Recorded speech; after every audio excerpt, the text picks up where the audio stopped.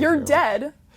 Congratulations. Not in real life. Not in real life. I am here. This is real. This is real. We're. Although it feels a little kind of AI. I kind of feel like I'm in an episode of Black Mirror or something. Like AI.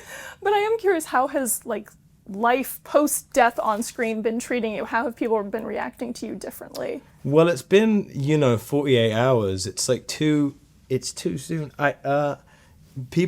People seem sadder than I expected them to. Really? Well, I know that a lot of people, I would say 90% of people are very relieved, but there is the occasional, there's a tinge of sadness. So I'm very touched.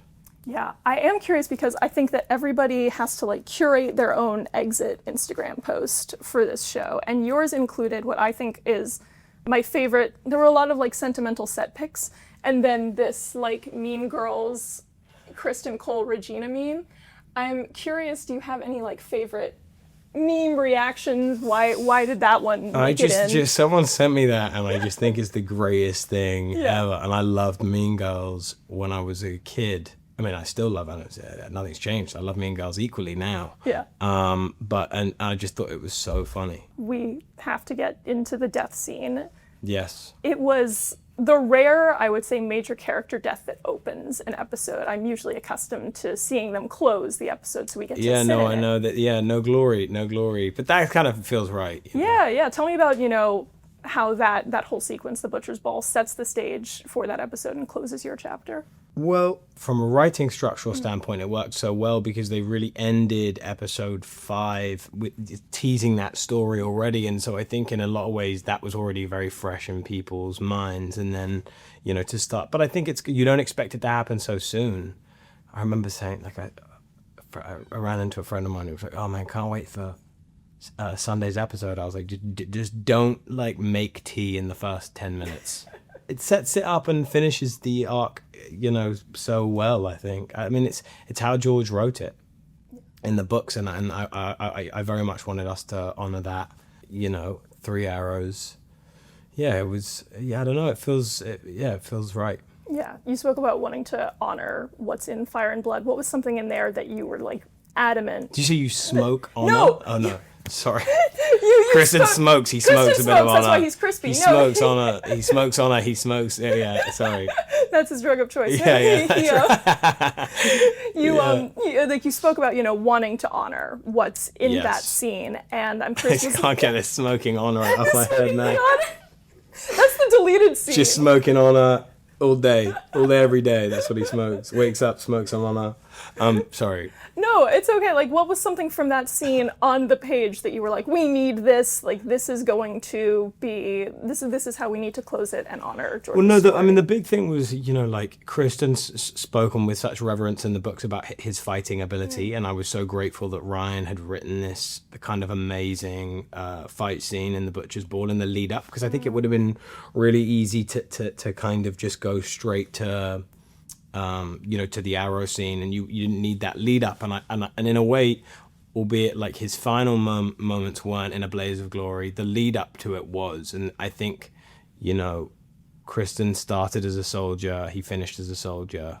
There's something very poetic about that, and you really got to see what he could do, and that was something I felt that I'd been able to do a little in season 1 in the fight with Daemon in the first episode, and I hadn't gotten to do that much other than when I was training Aemon and Aegon. And so I was grateful that I got to do that fight scene. Yeah.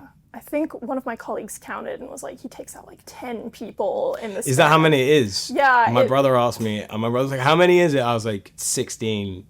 It might, yeah. No, but now it's 10. Now I know it's 10. I'm just let's say it's 16. Let's say it's 16. There was some you didn't see. The camera cuts away. You don't know what's happening in that time.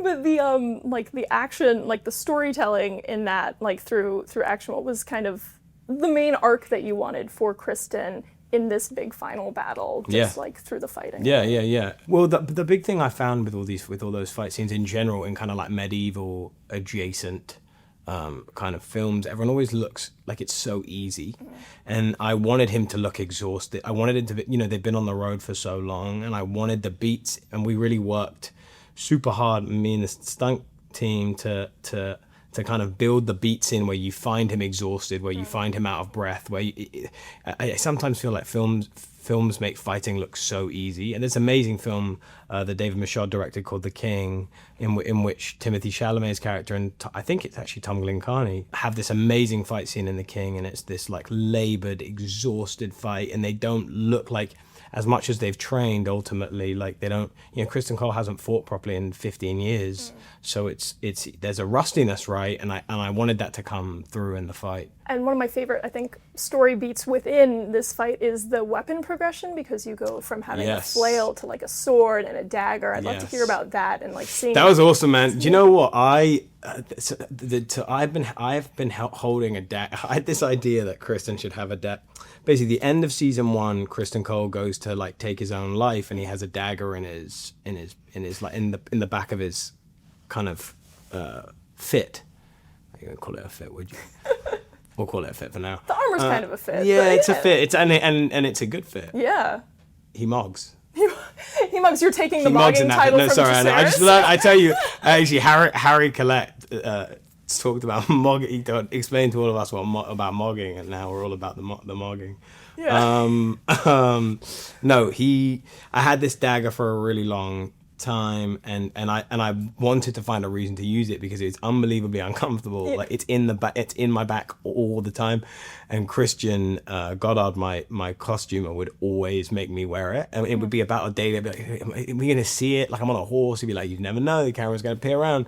So we got to the fight, and we were looking for like a few extra beats in the fight, and I was like, "Guys, this is the moment, and the dagger has to come out now."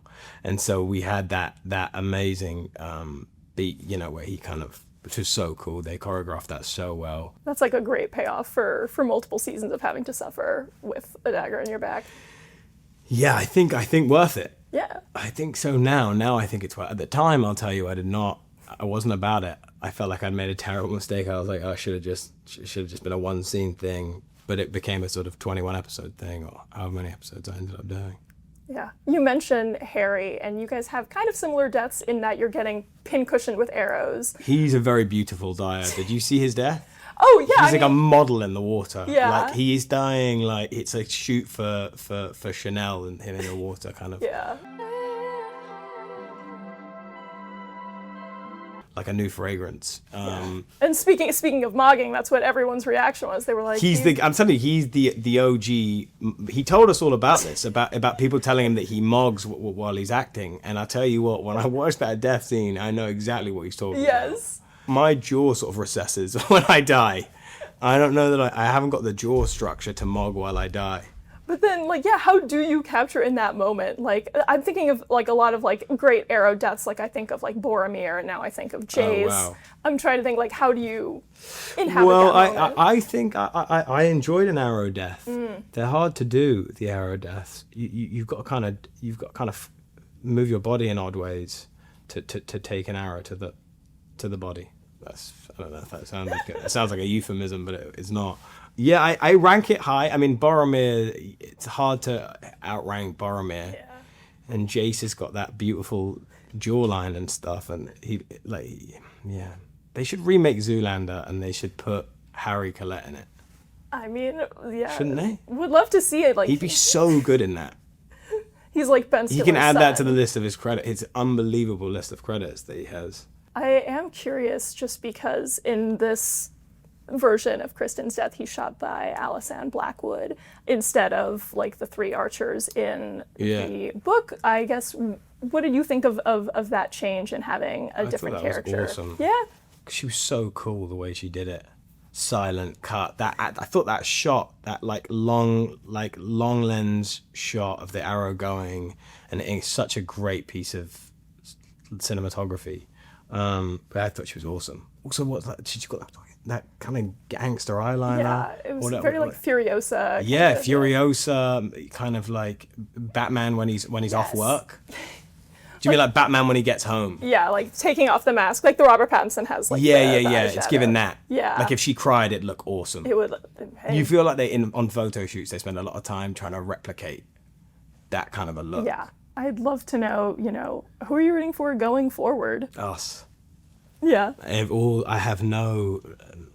Us all the way. the greens to my absolute core. Yeah, it's good to see that you've chosen this sofa. Yeah, exactly. That's a representation of my. No, I'm Team Green till I die.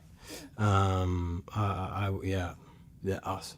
Yeah. I Do you hope have we any win. words of encouragement for them? Get them. Yeah. No? Get every single one of them. Awesome. Yeah.